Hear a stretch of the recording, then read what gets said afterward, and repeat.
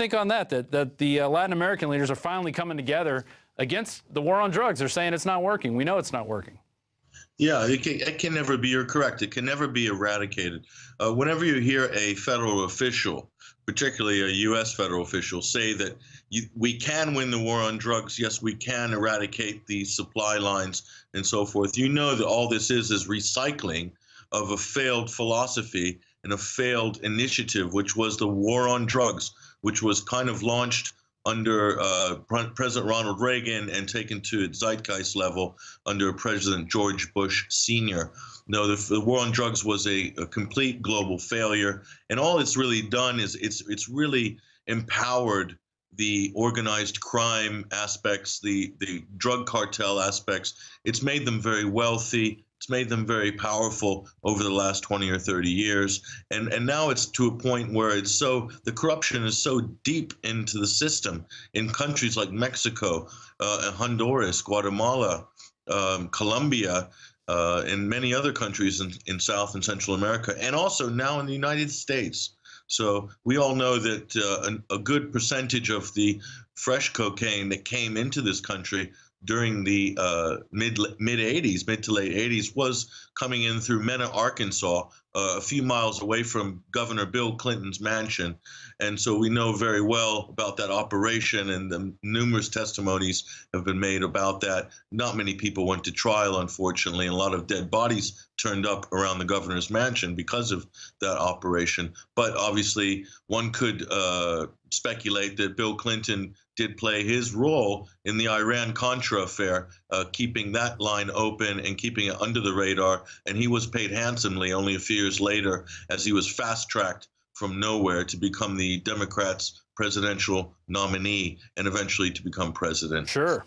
And I'd like to add, one of those dead bodies was a man named Barry Seal, who was a pilot who happened to have George H.W. Bush's phone number in his back pocket. Makes you wonder, who's really shipping the drugs out into this country? In the wake of the Fast and Furious scandal, where you have the Department of Justice, and who is really meant to protect the American people, trafficking something like 30,000 or more heavy arms and machine guns, AR-15s, and these sort of things, trafficking these drugs into Mexico, into the hands of the drug cartels. And those guns are killing Mexicans, American border agents, and God knows who else. So in the wake of the Fast and Furious, and it's been exposed, you'll find now that the federal agencies will be trying to wrap up as best they can some of these little wet operations they have running. And the Kevin Corley gang more furious scandal that we uncovered on Friday, that could very well be an attempt by the DEA to kind of put a line under that particular operation. And who knows how long it's been going, what they've been doing, and how far back it goes. But certainly you can't put out of the realms of possibility that there is definitely a drug connection with narcotics from Afghanistan into Europe and also into the United States. And also Afghanistan, I will remind everybody, is now the #1 producer of marijuana on the planet, more than Jamaica, more than Mexico, more than Brazil. It's #1.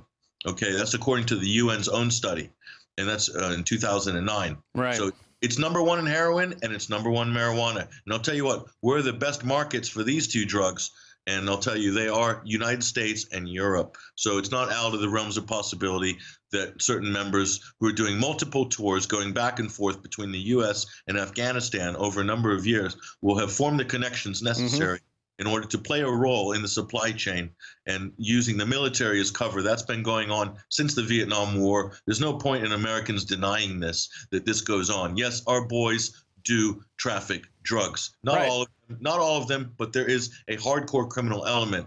And with the gangs infiltrating, gang members, organized gangs infiltrating the military, which is reported, you can show a headline for that. That's a 2007.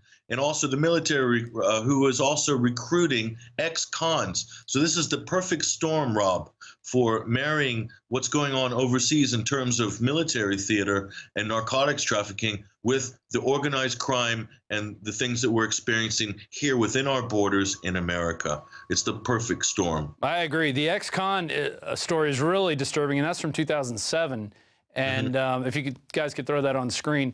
I mean, before, if you had any kind of record, you could not get into the Army. And now they're taking anybody. Sure. And, you know, and what do you expect? These guys go, they're guarding a poppy field.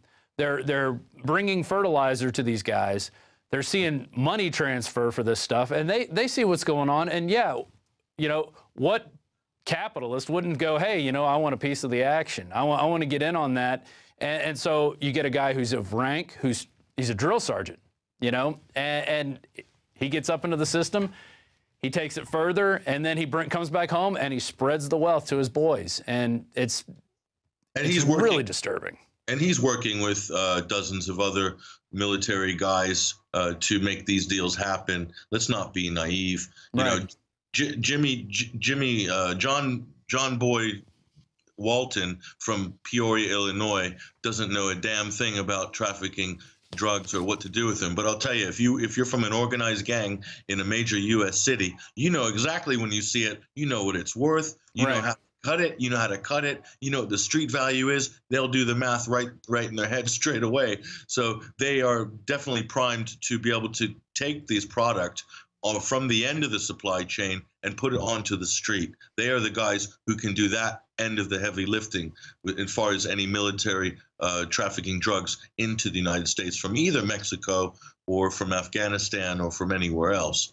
And I'll tell you what, there are other countries are doing exactly the same thing. The French military and any country or the British military, any country that has a navy overseas and has ships or has major C-130 giant planes flying in and out with cargo, they have the ability to do exactly the same thing. And I can say off the record that can confirm reports that they are. I can't say specifics because it was told to me in confidence, but that is the case.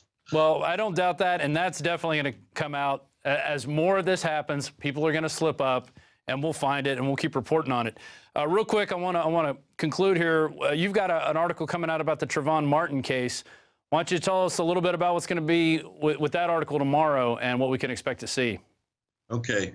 Firstly, there's a lot of developments over the weekend with the Trayvon Martin case, but more so in the synchronicity that our brains are all working. Kurt Nimmo was psychically working on the same line as I was, and Alex ran with it this morning, talking about the race war in America. So I'm going to break down, firstly, in one article, I'm going to break down there is a race war which is being pushed and being engineered by the media and by partisan political interests in this country. And I'll tell you exactly, we know exactly where this race war is headed. And I'll talk about that tomorrow. And it's really headed towards what's the next phase of the race war is a class warfare. Okay, and that's already been primed by the Occupy movement over the last 6 or 8 months. The other thing is I'm going to have some breaking news about what's happening with the actual George Zimmerman case, where it's going and where it's going to end up. And that'll be an INFOWARS or an Alex Jones Show exclusive. And this is information that no one else in the media is really touching right now. We're going to be first on that. And also a few other things about a fake news story, which was put out and promoted by the Southern Poverty Law Center this past weekend. We're going to fully debunk it. I've spoke to the Sanford Police Department already. We've got a statement from them which debunks the story. And so that'll be all in the news tomorrow morning. Well, we look forward to that because the mainstream media seems to be only interested in pushing a race war, not in presenting facts as they are. And so I can't wait to see that report tomorrow. Patrick, thanks for joining us, and we'll talk to you shortly. Thanks, Rob. All right. Well, that's our show today. Obviously, it's not good news. I mean, we have our troops coming home and dealing drugs with agents who are posed as gang members from Mexico. We've got the mainstream media trying to start a race war, and you know, I just want to say a little bit on this. You know, don't fall for it. We should not be fighting with each other, and that's what they want. You know, there is 99.5% in this 0.25% people.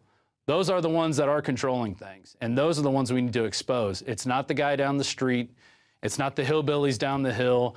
It's not even the gang members. We all need to figure out that we all have to be on the same team. We can't be preying on each other. I mean that from the bottom of my heart. We really have to watch out for this because the media is trying to start a race war. They would love to see this happen. And the police would love nothing more than to come in and crack people's heads because then they'll be justified in doing it.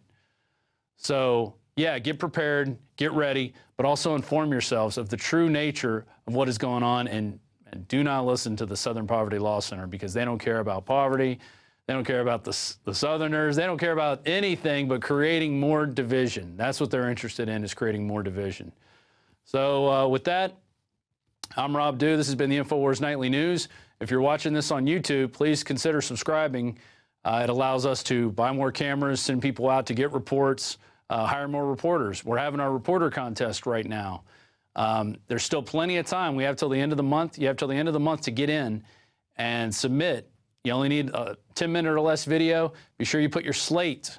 Be sure you read the rules. I'm in charge of this contest, and I've been sending a lot of emails to people asking them to add their information. We want to know your name, what state you're from, and what you did on the video, whether it's writing, producing, the camera work, the editing. We want to know all that, and it makes you look good too. So please put all that information there. You can put extra information too if you want, but put that information there. It's part of the rules. There's a reporter contest. We started it at the end of March.